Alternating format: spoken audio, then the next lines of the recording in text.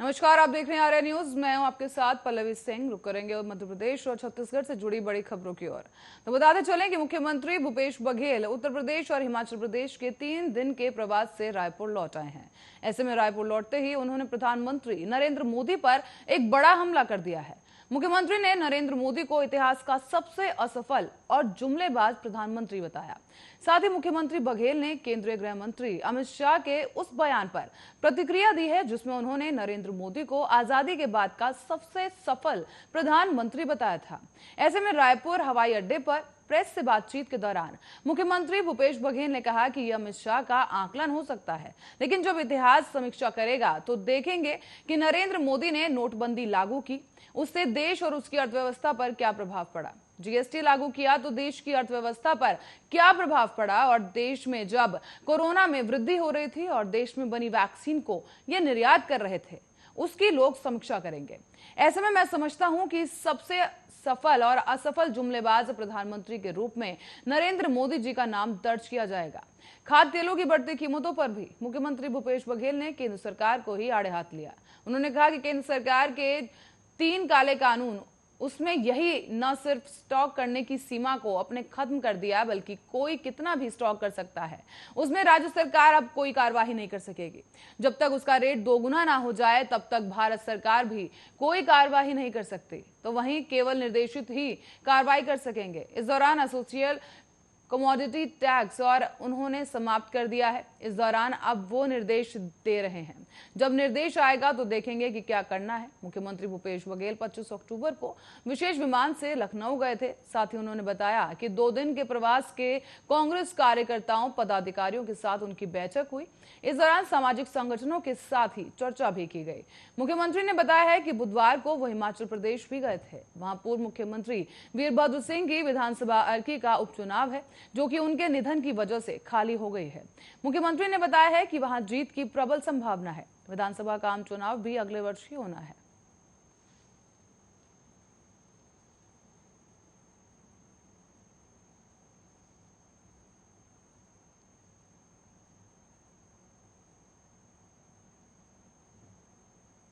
और मध्य प्रदेश में खंडवा लोकसभा समेत विधानसभा की 3 सीटें यानी रंगाव, जोबट और पृथ्वीपुर में चुनावी शोर बुधवार को थम गया है। अब उम्मीदवार अगले 2 दिन तक घर घर जाकर प्रचार कर सकेंगे। इस दौरान मुख्यमंत्री शिवराज सिंह चौहान की अंतिम सभा पृथ्वीपुर में हुई और उन्होंने इस दौरान कहा कि मैं ऐलान करता हूं कि पृथ्वीपुर से गुंडों के आतंक का सफाया कर दिया जाएगा।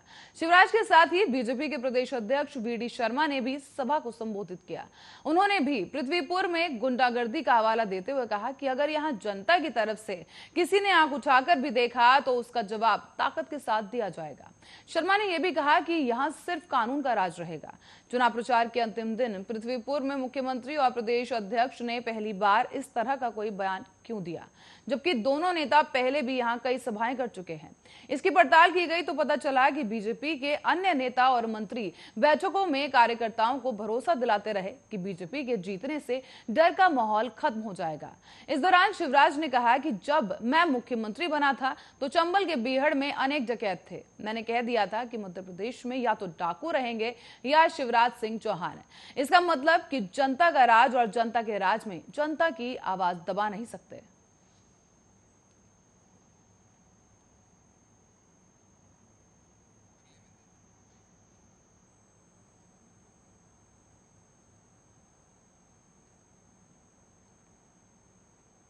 और छत्तीसगढ़ में धान की सरकारी खरीद अब 1 दिसंबर से शुरू होने जा रही है। ऐसे मुख्यमंत्री भूपेश बघेल ने बुधवार की देर शाम को इसकी घोषणा कर दी। साथ ही खरीदी का समय तय करने के लिए मंत्रिमंडलीय उप समिति की बैठक भी होनी थी।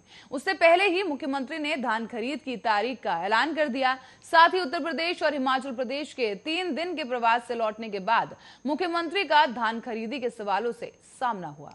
इस दौरान भाजपा की ओर से 1 नवंबर से धान खरीद शुरू करने की मांग पर भी सवाल उठाए गए। और इस सवाल पर मुख्यमंत्री ने पलटवार किया। उन्होंने कहा कि 1 नवंबर के समय दिवाली है और लोग उस दौरान त्योहार मनाएंगे या धान बेचने आएंगे। उन्होंने आगे कहा कि किसानों के पास पैसे की कमी नहीं होगी। 1 नवंबर को राजीव गांधी किसान न्याय योजना की तीसरी किश्त भी जारी हो जाएगी। मुख्यमंत्री भूपेश बघेल ने कहा कि अभी धान की व्यापक कटाई नहीं हो रही है। पिछले दिनों हुई मंत्रिमंडलीय उप समिति की बैठक में इस साल 105 लाख मीट्रिक टन धान खरीदने का लक्ष्य तय किया गया था। कृषि मंत्री रविंद्र चौबे ने बताया कि पिछले साल की तुलना में धान के रकबे में करीब 48,000 हेक्टेयर की वृद्धि हुई है। 2.5 लाख अधिक किसानों ने पंजीयन भी करवाया है और इसके मान से 105 से 107 लाख मीट्रिक टन धान आने की संभावना है। पिछले साल सरकार ने किसानों से करीब 92 लाख मीट्रिक टन धान खरीदा था और ये अब तक की सबसे अधिक धान खरीदी रही। इस दौरान खरीफ वपड़न वर्ष में यानी कि 2021-22 में किसानों से समर्थन मूल्य पर सामान्य धान 1940 रुपए प्रति क्विंटल की दर पर खरीदा जाएगा। ग्रेड ए धान को 1960 रुपए प्रति क्विंटल की दर से लिया जाना है, तो वहीं मक्का की खरीदी 1870 रुपए प्रति क्विंटल की दर से प्रस्तावित है।